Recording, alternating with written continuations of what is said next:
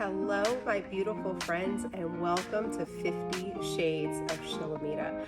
I am so super excited to be here with you today and to start and open up these amazing conversations because, let's face it, I have a lot to say, and the world of social media is banning me and blocking me and doing all the things. So if you know that if you're being blocked, that's the person that you should be listening to. So thank you for joining me for this podcast. I am super excited. The reason why I decided to call the podcast 50 Shades of Shilamida is because I am a multi-dimensional human being. And when people ask me what I do, I feel like the better question is, what don't you do?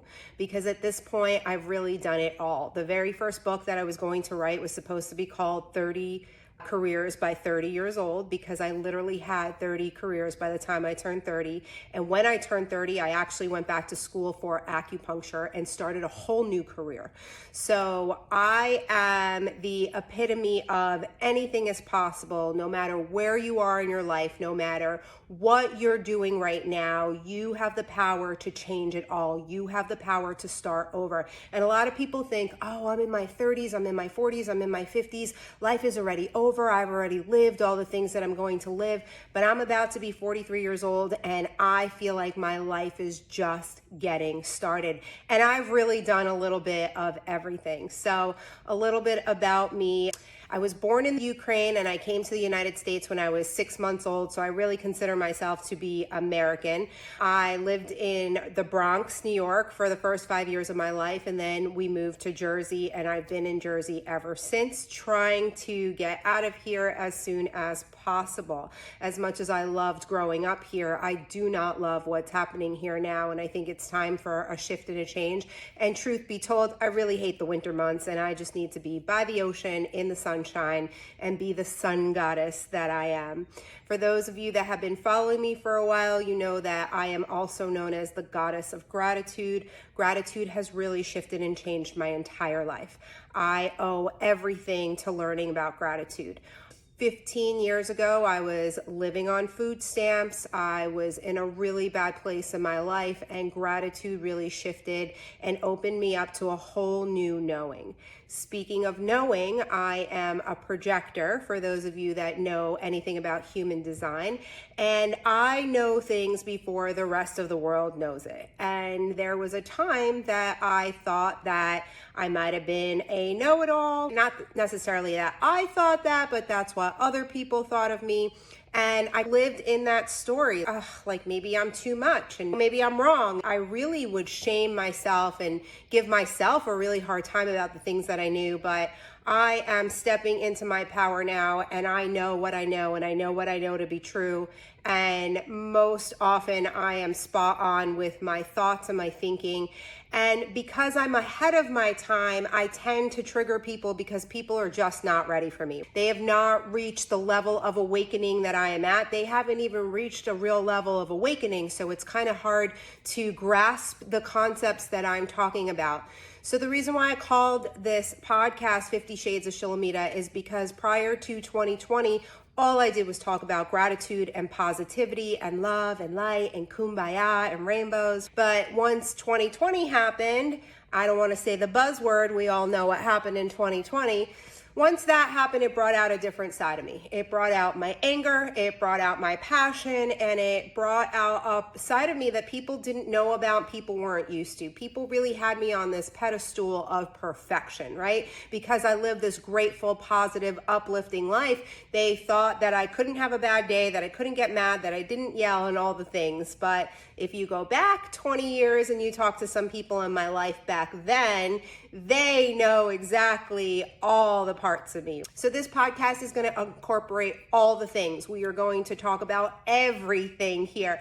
And I'm really excited to do that because let's face it, on social media, we only have a highlight reel. You don't get to see all the things. So in recording this podcast, my goal is to leave an imprint of all the things that matter. And sometimes we'll go back and we'll revisit things, but we're going to talk about politics. We're going to talk about world events. We're going to talk about manifesting. We're going to talk about how to change your life.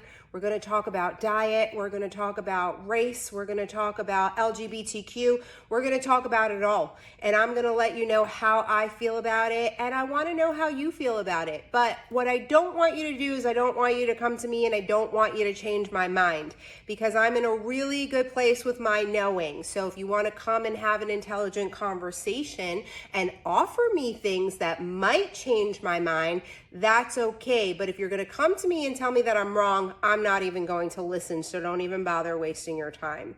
I am in the best place of my freaking life and I love it. I am really living in true freedom. My core values are freedom, family, and fun. Freedom, family, and fun, that's it. And the greatest freedom that I've acquired over these last couple of years is really being able to live an anxiety-free, a fearless life. And I know for a lot of you listening, you might think that's impossible. It's like impossible to live an anxiety-free life, but it's not. Everything is possible, and I am here to defy the impossible because the evidence of my life really shows me that. I've done things, I've taken chances, I've owned many businesses, I've owned brick and mortar businesses, I've played in the MLM world, I am in the direct marketing world now. I was a licensed acupuncturist for the last 10 years of my life. I am a holistic healer. I do everything holistically. I think that there is a time and a place for medicine, but the more that I learn, the more that I become, the more I realize that we actually don't need medicine. Now, if you break a bone, I can't really help you, so that's when medical intervention is necessary.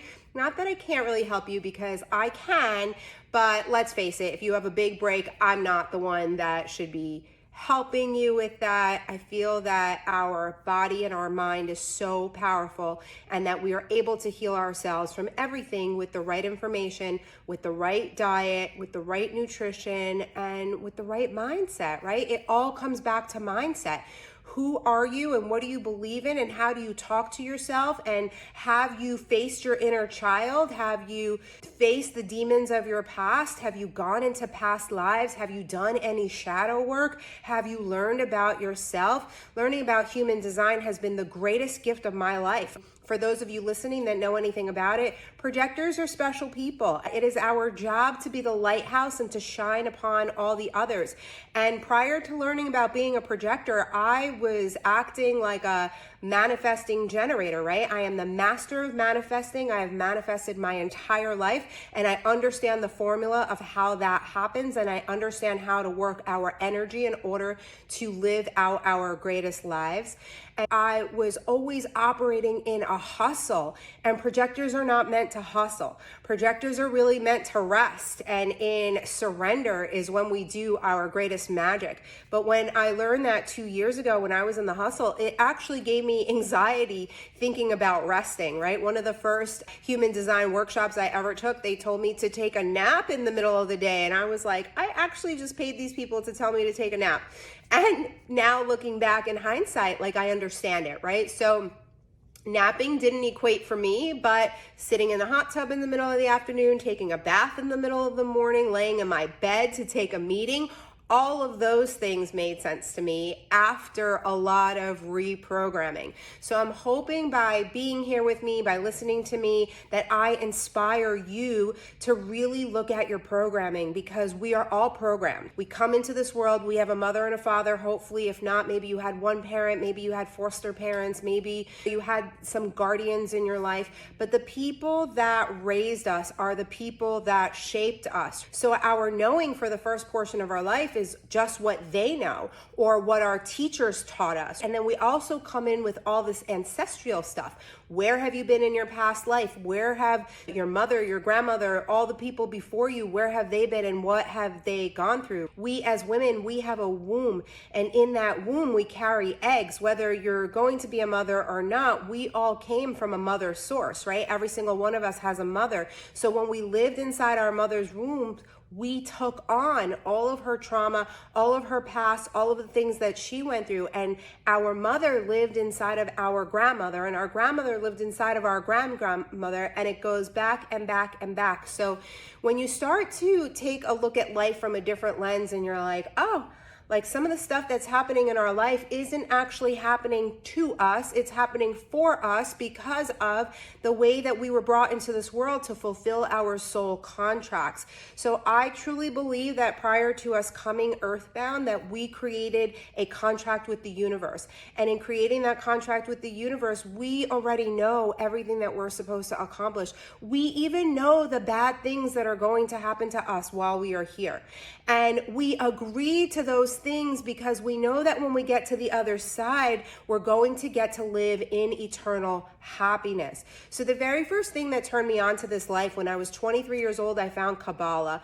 And the way that Kabbalah explains it is that this is 1% of reality. That our being, everything that we're touching, seeing, feeling, all the things, it's only 1% of reality. And 99% of reality is where we're trying to get to. So the way that Kabbalah explained it is that we live this total happy existence in the light, but then we get bored, right? As human beings, we get bored too. It's like when there's no drama, nothing to worry about, no struggle, no new projects, we get in this comfort zone and we get bored with our lives. So it's like we lived in eternal happiness and we got bored, and we needed to come earthbound to really see what the duality was of happy to sad, angry to joyful, right? There's all these gamuts of emotions that we live through in our life, and we get trained and we get conditioned into thinking that feeling those feelings are bad, right? Like we're supposed to be happy 100%, perfect timing, everything's supposed to be la-di-da, but that's not the reality of life. And I'm a really happy person and I live a really amazing life at this point, but that doesn't mean that hard things don't happen for me. That doesn't mean that there isn't drama that infiltrates into my life. That doesn't mean that my children don't have issues, that my partner doesn't have issues. We all have issues. But the thing is, we learn how to strengthen our emotional intelligence over time. So 15 years ago, when I was living on food stamps, there was no way I would be able to handle the life that I'm living now. There's no way, right? I sought out to be a millionaire, which I'm still trying to accomplish on my own. And I realize now that the expansion of who we are has to be so big in order to hold that kind of wealth, right? And I consider myself to be one of the wealthiest people alive, not because of the money that's in my bank account, but because I am living in total abundance and flow, right? Every single part of my life is abundant. I manifested the greatest love of all time. My partner adores me. He literally worships the ground that I walk on. He thinks I'm the best thing in the world. It makes me so emotional, for those of you that are watching instead of listening, because, you know, there was a time that I thought that I couldn't be loved, that I didn't deserve love, that love was for other people, not for me, right? Because the programming told me that I was supposed to get married by 25, have a house, have a white picket fence. And here at 25, I was nowhere near getting married. I was nowhere near being even settled in my mind. I was actually a pretty hot mess at the age of 25. And you know, we start to shame ourselves because of that, because we're not keeping up with what society told us we needed to do. And the truth is that who the hell decides, right? Like who decides all of the things, even like right and wrong? Like right now in the world, Roe versus Wade just got overturned, and there's a lot of discussion about right and wrong, right? And it's like, who really decided that murder is wrong? Do I think that murder is wrong? Yeah, I think that killing another human being is wrong. But is that really the truth? Is that really up to us, the human, to decide? Because if you go out and you actually look in nature and you look at the animal kingdom, animals kill each other, right? Like there is this whole thing that we don't even know about that's happening every single day around us. And we as human beings, we came up with rules and laws and all the things. Like for instance, there is a law about wearing a seatbelt, right? If you don't wear a seatbelt, you can get a ticket, you can get all the things, but Who's to tell me that I have to wear a seatbelt if I choose not to wear a seatbelt? Or for like the drug addicts in the world, right? You have somebody that chooses to overdose for a reason. Maybe they're trying to take their lives, but the police officers are carrying around special things to bring them back to life. And that person may not even want to come back to life. So who is that other human being? Now, you can argue with me, but if you go and you talk to those people, they're so grateful and they're so happy. And yes, I understand that. And I feel like that's a part of the situations that we're put in to get us to our soul contracts, right? But who really is to decide what is right and what is wrong? And we've grown up having this perception of what we think we're supposed to do and what we're not supposed to do, how we're supposed to fit in to our neighbors, to our community, to the things that we're trying to do. But a lot of people feel really lost in that. And that for me was 100%. I felt so lost in fitting in because I didn't come here to fit in. I came here to break down the paradigms of our past and help to rebuild a new society, right? So if anybody knows about 3G and 5G, and we are ascending into a different time right now. And that's why so many people are awake and so many people are asleep, because not everybody is going to make the ascension of what is happening in our world right now. And if you're alive long enough to remember like Y2K or when the world was going to end or all of these things, it's like we think that something's going to happen overnight, but it's happening. It's happening while we're alive. We are ascending right now. And right now I happen to be living through the greatest expansion of my life. And I am proud to say that I have not had a drop of alcohol in the last 25 days. I have not smoked pot in 4 days. For anybody that knows me, I've been smoking pot since I was 15 years old. I actually did not think that I was going to be able to have children because I never thought that I would be able to stop smoking pot long enough to get pregnant. Fortunately, I was able to do that, and I stopped for a while and then I brought it back, and it really helped me get through 2020. During 2020, when my fiance's business went under, it didn't go under, when my fiance's business got attacked, right? He lost 90% of his business within a couple of days. And my business, you know, I went from seeing 20, 30, 40 patients to seeing 4 or 5. And my trauma wounds were so big that I thought that I was going back to food stamps. I really could not see the bigger picture. And I really didn't understand that I finally reached a level of my life that I'm never going to go back there. But I needed to heal those things. And so I'm grateful that things happened the way that they did, because I'm so in love with life now. And I really understand that the partner that I chose, we're so solid together and we are so in alignment with each other and our children and the way that we get to live our life and the choices that we make. And it's up to us to create heaven in this place that we call earth, right? It's like my favorite quote from Wayne Dyer: heaven is not a place that you go to, heaven is a place that you create here on earth. I might have botched that a little bit, but you guys get the point. And if you don't know who Wayne Dyer is, I highly suggest you go look him up. He is my father of spirituality. Years ago, I worked with a homeopath, and I was a really big overthinker. For those that understand, I have an open head center. So people with open head centers can spend a lot of time in the mind, and being in the mind is not a good place to be. It can drive you pretty crazy, and it could lead you to having anxiety and all kinds of things. But at that time, she told me to choose a spiritual mother and a spiritual father, because I really felt disconnected from my mom, and my dad had passed away when I was 26-ish years old. And so I chose Wayne Dyer as my father and Louise Hay as my mother.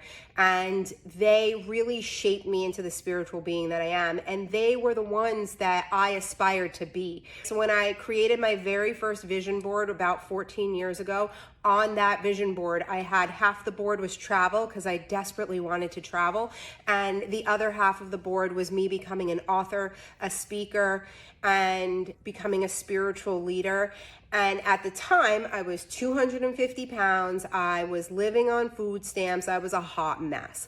But prior to that, I actually had success in my life. I was a business owner at the age of 21. I helped businesses grow. By the time I was 23, I started selling franchises. It was a really hot commodity in the franchise market by the time I was 24. And then I whirlwinded and lost it all and ended up on food stamps. And I call it a fluke because it doesn't make sense now looking back, but it absolutely makes sense because that's where my ancestor line took me. That was some of the healing that I needed to do because my family, my lineage, the generations before me, it's all about suffering. My parents migrated here from communist Russia. My grandparents were in the Holocaust. My grandmother and grandfather are actually first cousins. They're incestual because most of the Jews were dead and they had to inbreed in order to continue the Jewish religion.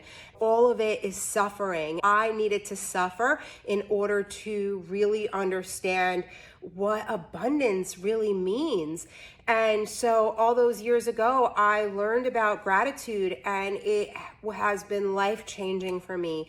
And since that moment, I am a best-selling author 3 times over. I am a keynote speaker. I get to go speak all over the States. I'm excited to expand all over the world when hopefully the world goes back to some kind of normalcy. I love to tell stories of my life. I truly feel that I've lived through the things that I've lived through because I'm able to relate those stories to you like sisters or like, you know, friends, or like we walk side by side, right? I don't want you to put me up here and think that you can never reach me because I started down here. And so there was a time that when I was on food stamps, I didn't think that there was enough money in the world for me to be rich. I grew up knowing that money was bad. People that had money were bad. I always had this bad perception around money. And so I never thought that I would be the one that actually had money, but I had this knowing that I was just meant to live a much greater life than I was living. And I really wanted to hook into that.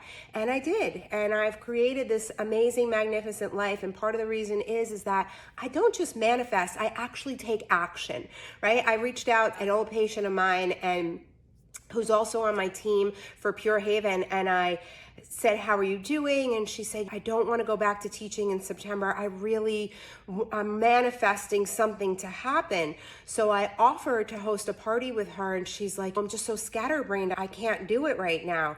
And I said to her, you know, manifesting is only a tiny piece of the puzzle. You actually have to take action when things come towards you in order to really get to that next level, right? If you continue to do the things that you're doing day in and day out and you think you're gonna have a change, it's never going to happen for you. For instance, when I was told to go to acupuncture school, I didn't even really know about acupuncture. I had heard it once prior, and then I had met my girlfriend who was an acupuncturist, and she came and she gave me a treatment one day, and she laid in my bed and she told me that if I was on a spiritual journey that I had to go to acupuncture school. And so at the time, I was so open to receiving, and I really wanted a shift and a change. So I went to acupuncture school, and I met with the dean, and he said to me, do you have any questions? And I really had none because I didn't even know what I was getting myself into. And then I went to the bursar office, and the bursar office told me that acupuncture school was $55,000. Remember, I was a single mom living on food stamps. I didn't have like money to buy lunch, forget about $55,000. And so I called my friend and I'm like, this is a really expensive spiritual journey you sent me on. And she said to me, just do it. You're going to figure it out and it's going to change your life. You'll make your money back in the first year. And she was 10,000% right. And I'm so grateful for that moment. I'm so grateful for every single moment that has led me up to here. In hindsight, I can show you every single pivot that has brought me to this moment now. And I'm so super excited to be here with you, to talk to you, to connect with you, and to really help you live out your best life, because that's what we're all here for. When I stopped comparing myself to other people, that's when the real freedom began. Because all those years ago when I was living on food stamps, all I could do was look at other people and envy. I was jealous. Why does she have a husband and I don't? Why did they get to live in that house and I don't? Oh, why did they get to travel and I don't? Right? It was always a lack energy until I made a small shift and I started looking at other people and being like, oh, I'm so grateful for the love that they have, and I'm so grateful that that love is going to come to me. And I'm so grateful that they bought that beautiful new house, and I'm so grateful that my time will come when I live in a beautiful house. And I'm so grateful. Look at that ocean that they're showing me, right? I would use the opportunities of jealousy and envy, and I shifted my thinking. Instead of lack, I expanded my knowing of, oh, if it's possible for them, it's possible for me. I stopped watching TV probably 9 years ago. The only thing that you will find on my DVR for me is the Real Housewives franchise. I like watching the Real Housewives because they expand my knowing of what's possible and what's achievable in this life, right? I enjoy living a high luxury lifestyle. I didn't always enjoy that. I was actually very afraid of it. And I felt guilty for it. Like the first time I went on a date with my fiance and dinner was $400. I almost had a panic attack in that moment when I happened to see the check, because for $400, my son and I could have eaten for like an entire month and a half. It was like the equation of money wasted in regards to living in desire, right? When you live in desire and you're in alignment, everything is going to come to you and everything is going to come to you easy. But if you're out there buying the Louis Vuitton bag so you can show it all on social media while you're in debt and you have all these other things that you should have spent your money on, that's the wrong thinking. That's that lack mentality. It's not going to get you anywhere. Might have gotten you a nice bag for the moment, but that bag is not going to get you further in life. I want to thank you for being here with me today. I don't want to make these really long. I want to keep them in a digestible palette so that you want to keep coming back and that you're able to have the time to spend with me. I really, really, truly enjoy what I do. I love to talk about all the things. I would love for you to find me on social media. Even though I am shadow banned and blocked a lot, my messenger still works, so I'm able to receive messages. My website is www.shilamida.com. You have to spell that correctly, so it's SHILAMIDA.